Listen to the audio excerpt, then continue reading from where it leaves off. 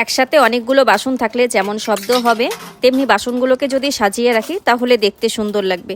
ঠিক তেমনি আমরা সংসারে একের বেশি মানুষ থাকলে যেমন কথা কাটাকাটি তো হবেই, তবে কি কারণে কথা কাটাকাটি হচ্ছে সেই ভুলটা যদি শুধরে নেওয়া যায় তাহলে সম্পর্ক অনেক ভালো হবে।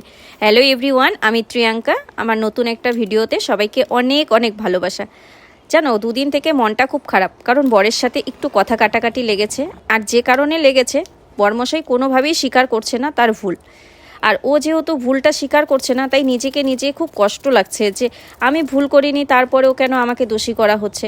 তো যাই হোক, এইভাবে চলতেই থাকলো। চলতে চলতে আজকে সেই সমস্যার সমাধান হলো। তাই জন্য সমস্যার সমাধান করতে গিয়ে অনেকটা সময় দুজনে মিলে আড্ডা মেরেছি, গল্প করেছি। গল্প করতে করতে অনেকটা বেলা হয়ে গেছে, বুঝতেই পারিনি। তারপর স্নান করে তাড়াহুড়ো করে চলে গেলাম রান্নাঘরে। বাসনগুলোকে তুলে ও মাছ নিয়ে এসেছে, মাছটাকে ওলকপি আর আলু দিয়ে ঝোল করেছি, ভাত আর বাঁধাকপি করেছি। তারপর আমি আর আমার বরমশাই দুজনে মিলে খেতে বসে পড়লাম। ভালো হয়েছে সত্যি, বাঁধাকপিটা একদম ফ্যান্টাস্টিক।